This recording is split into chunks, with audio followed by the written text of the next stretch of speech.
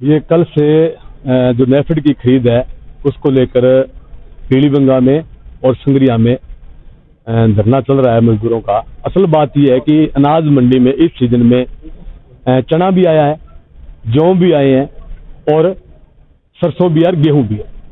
तो उसकी जो सरकारी खरीद है, सरकारी खरीद को हमारी यूनियन की एक रेट लिस्ट जारी होती है 3 महीने पहले। दिसंबर में हमने रेट लिस्ट दी।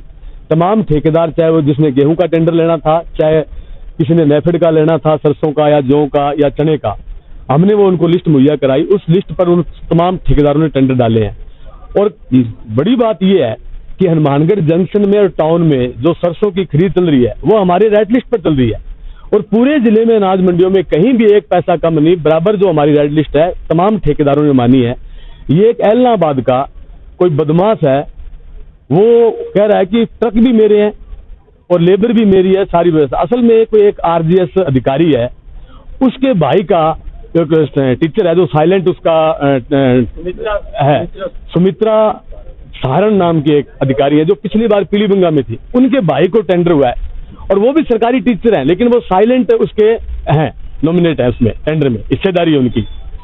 उसी को बचाने, सरदारपुरा खालसा में वो टीचर भी है, उसी को लेकर यहाँ दबाव बनाया जा रहा है रामनिवास जी को भी, ये हमारा काम चले और कैसे न कैसे मजदूरों की मजदूरी को दबाया जाए। जब पहले से लगातार 30 साल से हमारी यूनियन, दानकतोला यूनियन अपना काम कर रही है, लोडिंग यूनियन अपना काम कर रही है और अपने अपने रेट पर काम कर रहे हैं, कभी ऐसा हुआ नहीं। ये पहली बार दफा ऐसा हो रहा है और यहाँ का प्रशासन और यहाँ का कलेक्टर भी उसी दबाव के अंदर बात कर रहा है जो किसी सूरत में बर्दाश्त नहीं हो सकती। हम चाहते हैं कि जिले में शांति बनी रहे, हमारी तरफ से हम ऐसा कोई कदम नहीं उठाना चाहते, लेकिन जब हमारे आधे मजदूरों को मजदूरी नहीं मिलेगी तो बाकी मजदूर भी काम क्यों करेंगे। प्रशासन के पास कोई व्यवस्था है, पुलिस से या किसी से गट्टे उठवाना चाहता है तो उठवा ले, हमें कोई दिक्कत नहीं है, लेकिन मजदूरों की मजदूरी को मारकर अगर कोई ये महसूस करे कि वो ठेकेदार ये समझे कि मैं यहाँ गुंडागर्दी से काम चला लूंगा, तो ये संभव हनुमानगढ़ में नहीं है, कम से कम बाकी कहीं और जगह हो तो वो देख। हनुमानगढ़ जिले की मंडियों के अंदर हरियाणा राज्य के मजदूर ट्रैक्टर ट्रक लेकर आने पर यहाँ के मजदूरों, union, truck union, tractor union सभी ने ऐतराज़ उठाया है और यहाँ के मजदूरों को काम नहीं मिलने के कारण उन्होंने कलेक्ट्रेट पहुंचकर कलेक्टर को अपनी पीड़ा यूनियनों के माध्यम से सुनाई गई है। हरियाणा का राज्य का जो ठेकेदार है वह हरियाणा से ट्रैक्टर ट्रक और मजदूर लेकर आया। इसी का एतराज़ है कि यहाँ का मजदूर ठाला बैठेगा और बाहर के मजदूर काम करेंगे। इसी बात के जदोजहद के बीच में आज कलेक्ट्रेट पर 2-3 घंटे तक अधिकारियों के बीच में वार्ता चालू रही, लेकिन नतीजा उसका अभी तक कुछ भी निकलता नज़र नहीं आ रहा है। चलिए सुनते हैं रमेश्वर वर्मा का इस मुद्दे पर क्या कहना है, सुनिए। संगरिया और पीलीबंगा के अंदर सरसों की लोडिंग का काम बंद है। असल में जो ठेकेदार है वो कोई हरियाणा से आया है और उसको इस बात का बड़ा गुमान है कि वो कह रहा है जी हरियाणा के अंदर तो हमारी खूब चलती है, हम गुंडे हैं और हम गुंडागर्दी से काम चलाएंगे और मजदूरों को पैसा वो नहीं देंगे जो नियत है, हम अपने लेबर लाएंगे, अपने ट्रक लाएंगे, अपने व्हीकल लाएंगे और काम चलाएंगे।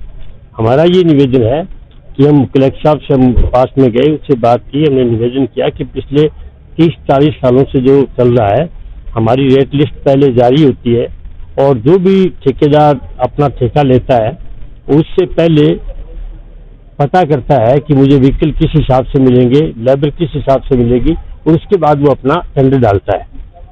यहाँ वो कह रहा है जी मेरा टेंडर कम है, मैं तो कम पैसे में काम कराऊंगा। कलेक्टर साहब भी बोले भी आप उनको कुछ लिख दो। असल सवाल ये है कि मजदूर ने लड़ते लड़ते अपनी मजदूरी बढ़ाई है, वो अपने पैसे मजदूरी के ठेकेदार को कैसे देते। हमने कह दिया ये कतई संभव नहीं है। मजदूर काम करेगा अनाज मंडी के अंदर तो उसको मजदूरी देनी पड़ेगी और हमने ये भी नहीं रोका, हम रोक भी नहीं रहे हैं कि आप काम नहीं करवा सकते, हम तो कहते काम करवाओ। पर अगर ठेकेदार कम रेट पर हरियाणा से बाहर से मजदूर ला करके काम करेगा एक एक दुकान पर, जब काम नहीं होता तो वो मजदूर सुबह आके बैठते हैं, दुकान की सफाई करते हैं, चाय पानी वहाँ व्यवस्था करते हैं, पानी भरते हैं और वो इस आस में बैठे रहते हैं कि जब सीजन आएगा 2 महीने तो हमें काम मिलेगा। अब 2 महीने में जब काम मिला है उस वक्त वो बाहर की लेबर लेके काम कर लेगा तो मंडियां भी कैसे चलेगी, वो मजदूरों का पेट भी कैसे भरेगा। तो हमने सारे विचार करके हमने कलेक्टर साहब से कह दिया कि इस आधार पे काम नहीं हो सकता, हम अगर वो काम करेंगे तो बैठे रहेंगे, फिर एक जगह क्यों बैठेंगे? हमारी यूनियन पूरे जिले में है, हम सारी जगह बैठेंगे, अपने जो है घर पे बैठेंगे। काम कोई करता है वो करवा ले, हमें कोई एतराज नहीं, पर हम काम जब भी करेंगे कि तमाम मजदूरों को, हम मजदूरों में कोई भेदभाव नहीं करते। जो मजदूर हैं जो मंडी में बैठे हैं, मंडी के मजदूरों से ही काम करवाया जाए, इसी बात को लेकर हम कह के आए हैं। और अगर वो नहीं करेंगे तो अभी हम उनको कह के आए हैं, हम आगे क्या कदम उठाएंगे अभी बैठ करके उन मजदूरों के साथ बैठ करके बात करेंगे। और दूसरा ये भी है कि यहाँ ट्रकों की भी यूनियन है, अगर वो यूनियन लड़ेगी तो हम जितना हो सकता है उनको पूरी तरह से सहयोग भी करेंगे।